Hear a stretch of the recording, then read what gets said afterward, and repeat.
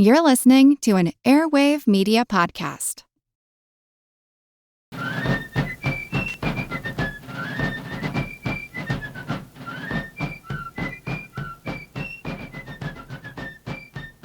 Hello, and thank you for joining the American Revolution. Today, episode 142, Disease in the Revolution.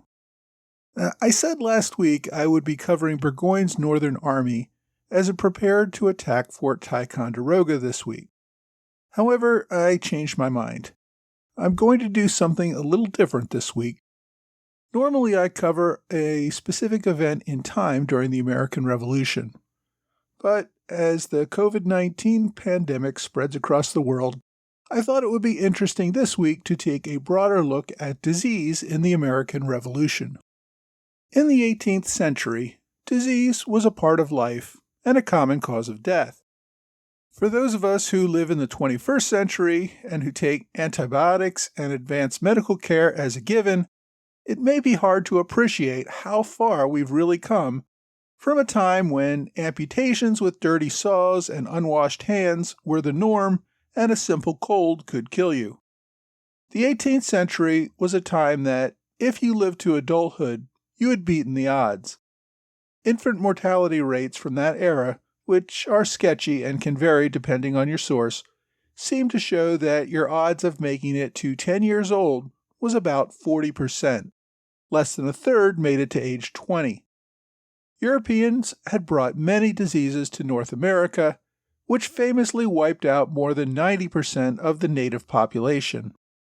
The reason the Pilgrims were able to settle in Plymouth, Massachusetts, and found good farming land there ready for planting was that explorers had traveled through that same area while infected with smallpox a few years earlier and wiped out every member of the tribe that had lived there. Disease in the colonial era was always a problem, but wars always made a bad situation worse. Crowding people together in large groups, providing inadequate food or poor access to fresh foods, and putting soldiers under exposure all led to high death rates among the military without a shot being fired. The British Army calculated that it lost about 11% of its soldiers just transporting them across the Atlantic Ocean.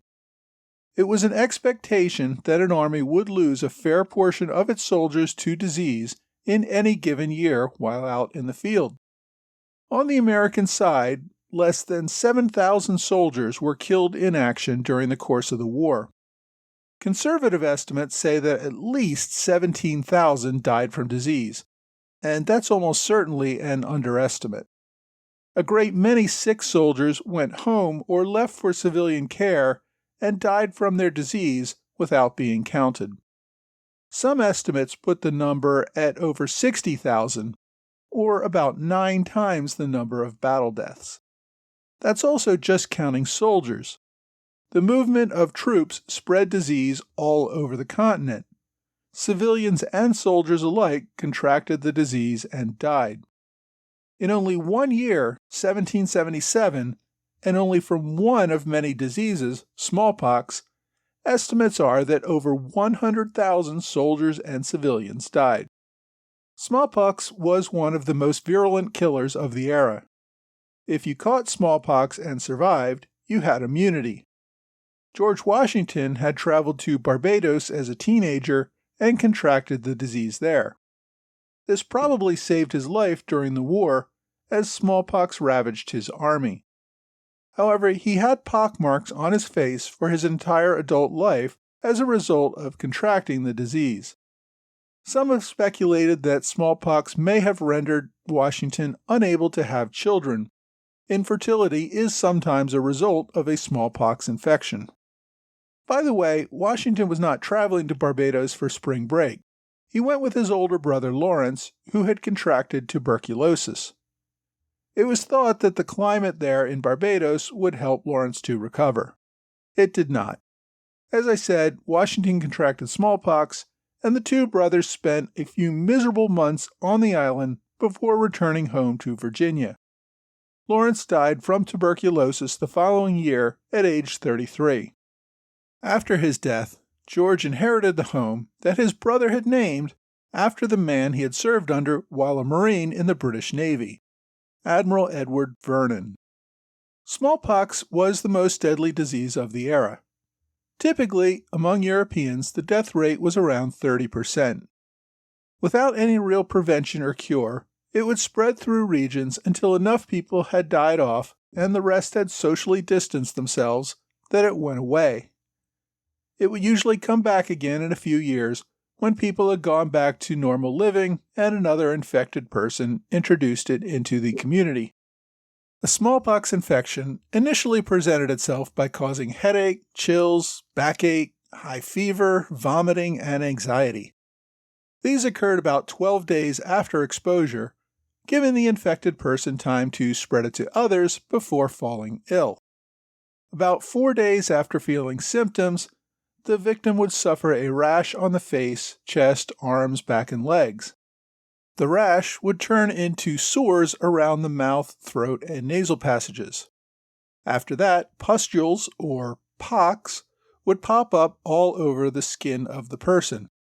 The density of the pox usually indicated the chance of death. If the patient survived, the pox would turn into scabs and eventually fall off, leaving a scar on the skin. If the patient survived this for about a month, he or she would likely recover. The patient would no longer be infectious only once all the scabs had fallen off. A smallpox epidemic broke out in Boston during the siege of 1775. The British commander, General Gage, had to quarantine infected patients to limit its spread among the British regulars as well as the civilian population. In November, Gage forced several hundred sick civilians to leave the city where they passed through the American lines. This, of course, spread the disease to the Continental Army as well. There, General Washington had to order quarantines, or what they called isolation, to help prevent its spread. It was one of his first orders of business. The day before he formally took command of the Continental Army, on July 3, 1775, the Army received orders that called for the appointment of a, quote, suitable person to make daily inspections of the men of each company for illness, and any soldiers showing symptoms of smallpox to be isolated immediately. 2 days later, Washington also issued orders cautioning against soldiers traveling to infected areas, quote, as there may be a danger of introducing smallpox into the Army. A few weeks later, Washington wrote to Congress saying that he had, quote, been particularly attentive to the least symptoms of the smallpox. Hitherto we have been so fortunate as to have every person removed so soon as not only to prevent any communication, but any apprehension or alarm it might give in the camp. We shall continue the utmost vigilance against this most dangerous enemy. Although smallpox is very deadly, it's not as contagious as some diseases. You have to be in direct contact with someone who is sick in order to catch it. Therefore, quarantines could be relatively effective if strictly enforced. Even so, hundreds of soldiers died of the disease at the siege of Boston. When General Gage expelled the sick from Boston, Washington had to issue orders to, quote, prevent any of your officers from any intercourse with the people who came out of Boston. As Washington explained, quote, there is great reason to suspect that the smallpox is amongst them, which every precaution must be used to prevent its spreading.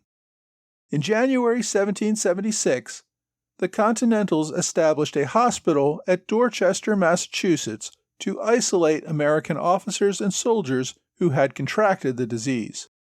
Smallpox proved to be an even worse scourge for the Northern Army that invaded Quebec.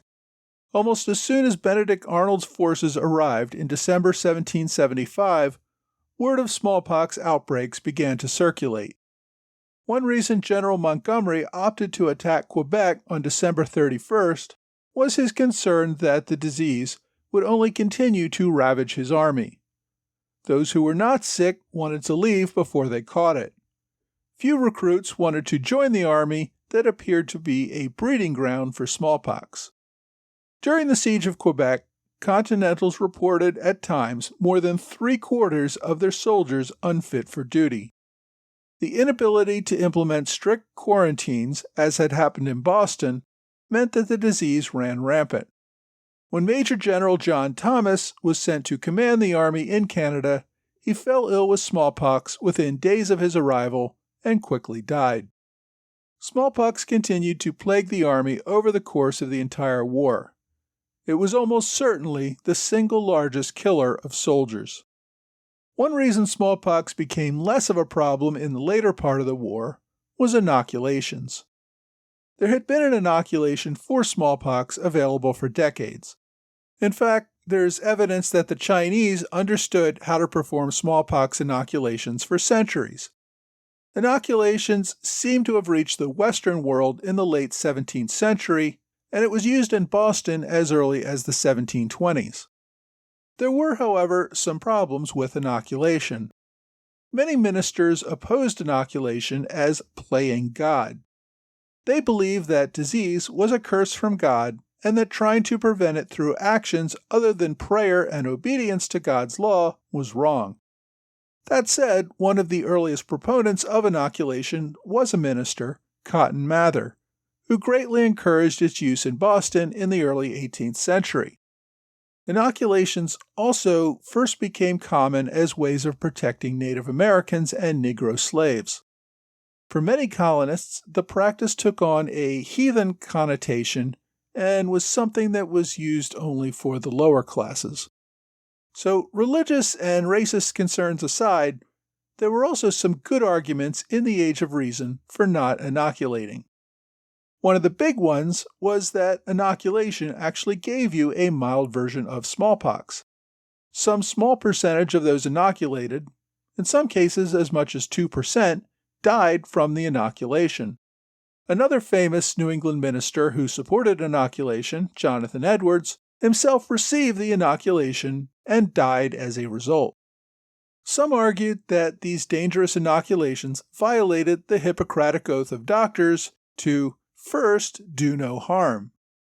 Beyond that danger, inoculation also made you a carrier, even if you did not get as sick as others. For a period of time, the inoculated person, who seemed relatively healthy, could pass the disease to others who would in turn get the full deadly version of the disease. Thus, inoculation made you a danger to others.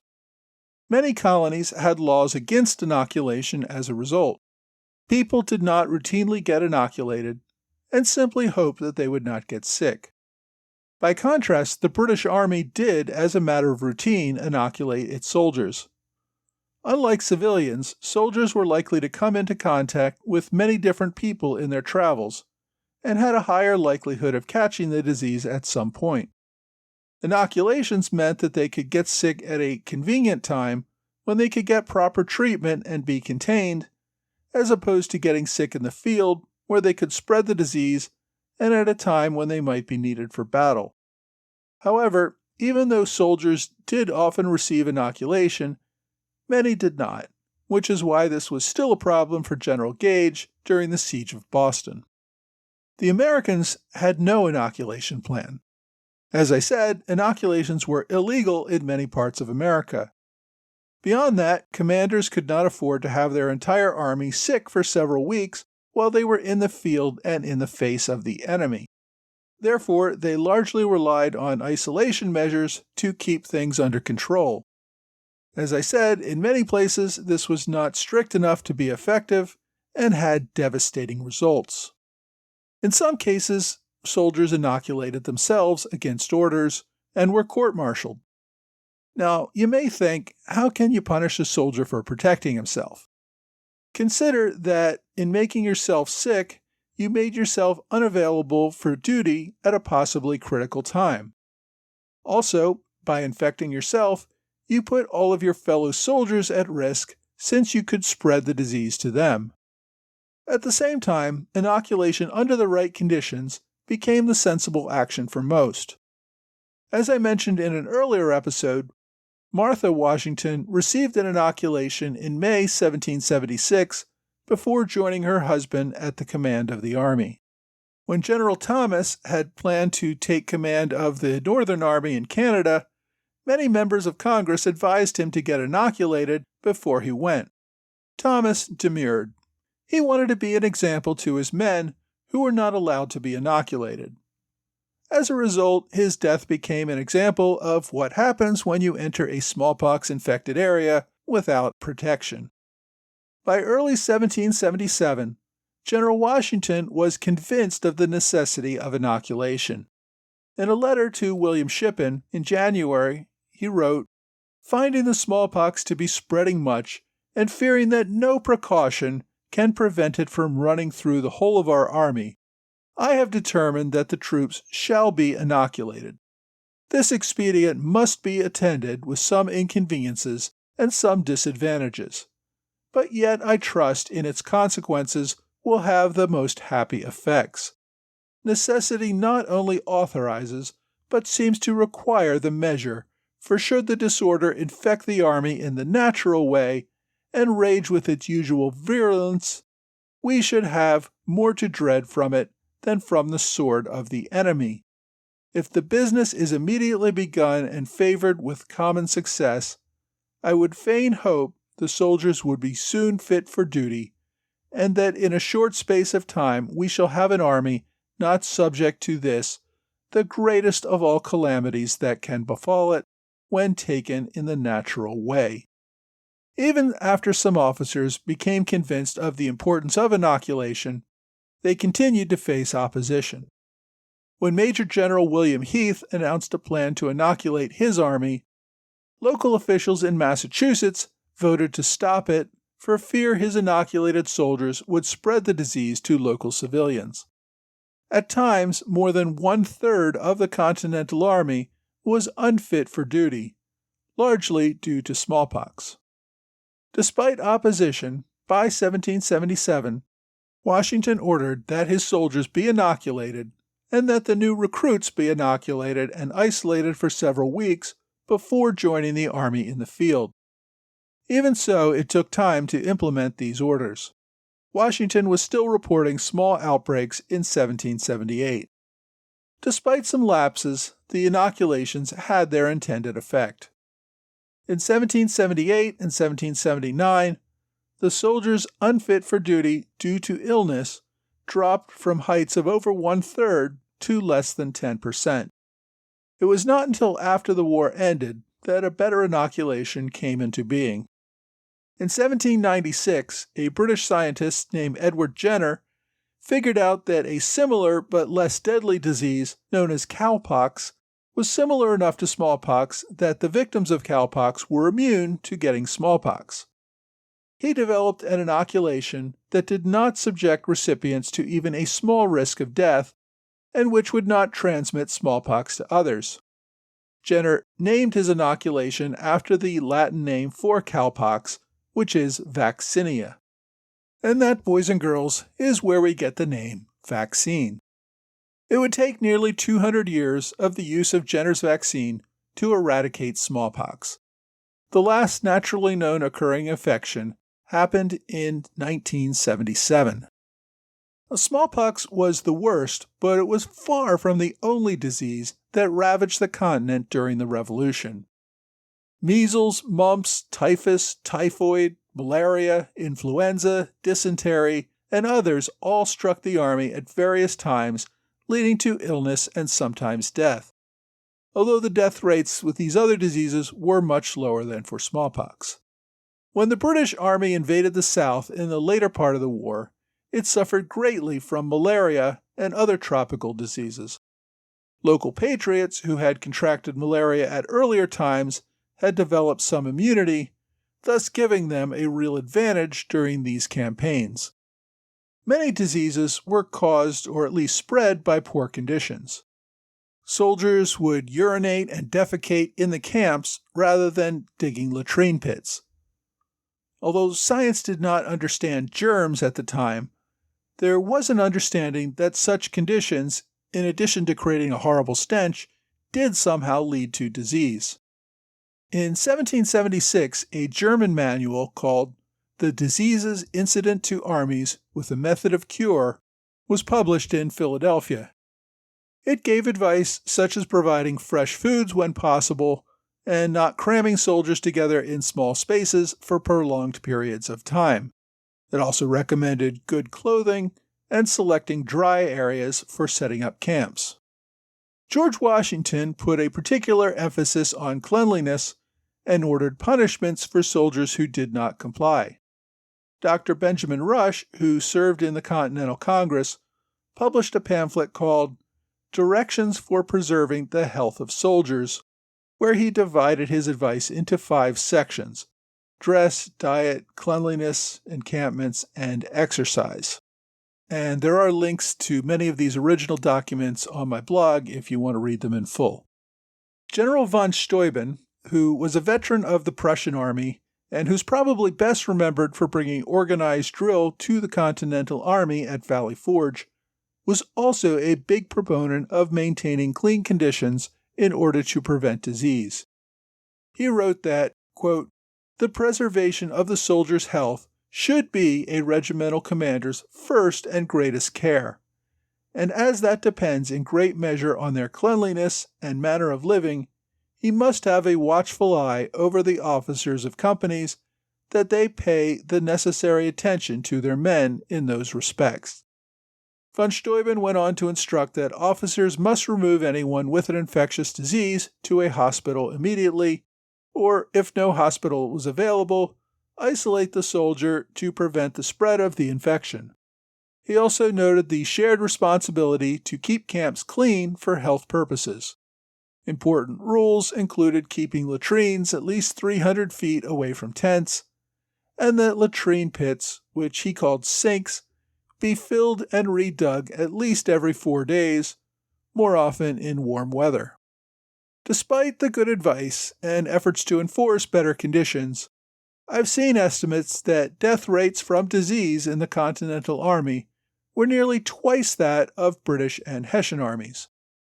Part of that can probably be attributed to the more strict implementation of rules among the professional European armies, and also built-up immunities among the soldiers who had been exposed to disease over many past campaigns.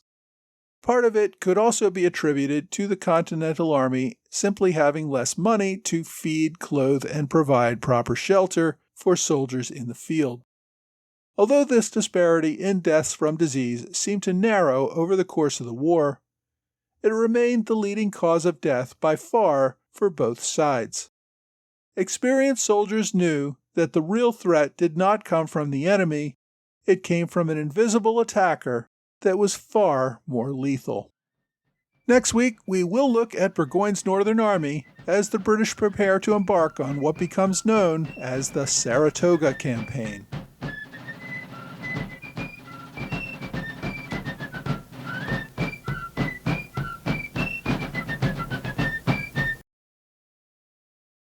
Hi, thanks for joining the American Revolution Podcast After Show. I want to thank Patreon supporter Mike Hager for his continued support at the Robert Morris Circle level. Mike has been a great supporter of the show now for several months. I really appreciate his commitment that helps cover the costs of producing this podcast. Of course, anyone can help support the show for as little as $2 per month on patreon.com. You can also make one-time no-commitment donations to my PayPal account. Believe me, anything helps.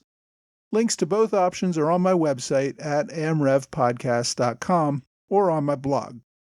Last week, I had promised that this week I would start talking about the Saratoga Campaign by introducing General Burgoyne's Northern Army that would invade upstate New York from Canada. But since last week, I decided that before we embark on a months-long journey that will cover the Saratoga and Philadelphia campaigns that take place over the rest of 1777, I wanted to address something else. I very much try to avoid modern topics on this podcast, even in the after show, and have tried to follow a strict chronological pattern to my episodes. But as I sit here in March 2020, the corona or COVID-19 virus is ramping up its spread around the world and has officially been declared a pandemic. Although it's only killed a few hundred worldwide so far, everyone expects it to get much worse before it gets better. As a result, disease and fighting disease has been on my mind a lot.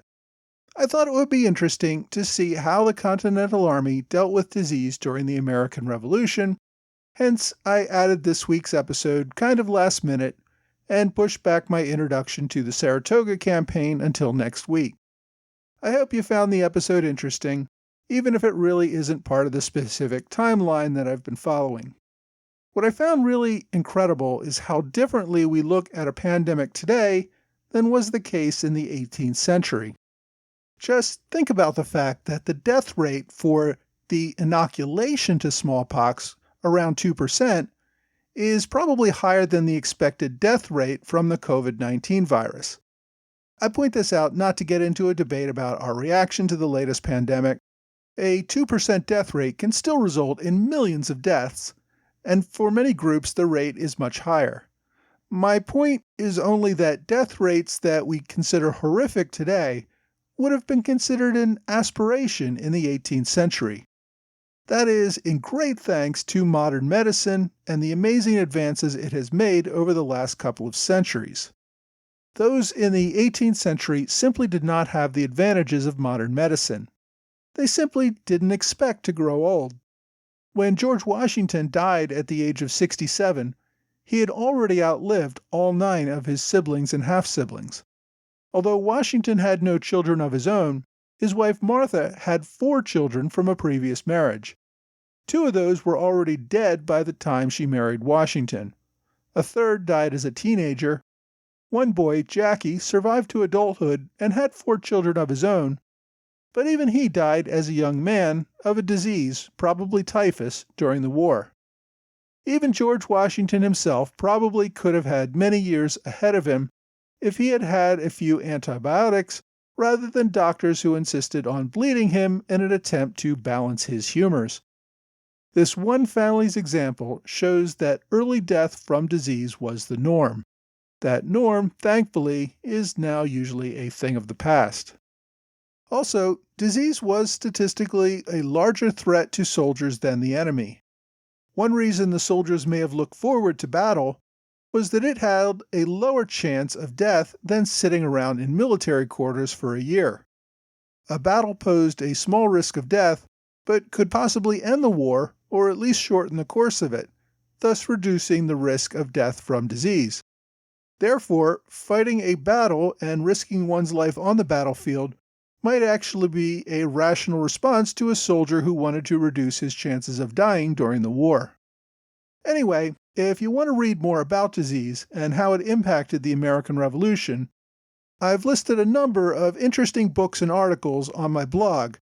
Some of the topics even go beyond the war and talk about colonial diseases or more generally the history of military diseases.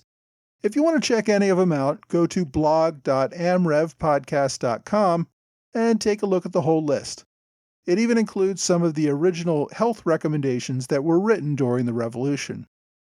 For my book recommendation this week, I went with Medicine and the American Revolution: How Diseases and Their Treatments Affected the Colonial Army by Oscar Riis. It covers a number of different diseases and how they impacted the war. For example, there's a chapter about the smallpox during the Quebec campaign. There's another chapter on malaria during the Southern campaign, one on syphilis during the New York campaign, and scabies at Valley Forge. The author also covers the medical department as well as the condition of prisoners. It's an interesting look at the war from a medical perspective. The book itself is not very long, only about 200 pages, not including extensive notes, index, and appendix. The author, Oscar Riis, was a medical doctor who wrote several other interesting books on medicine in early America and other issues in the colonial era. He also served in World War II, and sadly, he passed away in 2004. If you want to read more, look for Medicine and the American Revolution. For my online recommendation this week, I went with the Journal of James Thatcher. He was a surgeon in the Continental Army and kept a journal during his time in the war. He made a book after the war using that journal. There's a free ebook version of his journal available on archive.org, although it is an 1860 reprint of the original 1823 edition. It's a great primary source look at the war through the eyes of a surgeon. Like most doctors of his time, Thatcher did not go to medical school. There were, in fact, only 2 medical schools in America before the Revolution: King's College in New York, or what we today call Columbia University, and also Philadelphia College, which is today the University of Pennsylvania. And even those 2 medical schools only got started in the 1760s, a few years before the war began. Medicine at the time was more of a skilled job. Most doctors never attended any medical school, and maybe not even college. They learned their trades by apprenticing with a doctor for a few years and then going out on their own. That's how Thatcher got his start. Anyway, I thought it was an interesting read. I've put a link on my website at www.amrevpodcast.com. Also, if you're not crazy about reading ebooks, there is an Amazon link on my blog if you want a paper copy of the book as well. It was reprinted recently in the last few years. Well, that's all for this week. I hope you will join me again next week for another American Revolution podcast.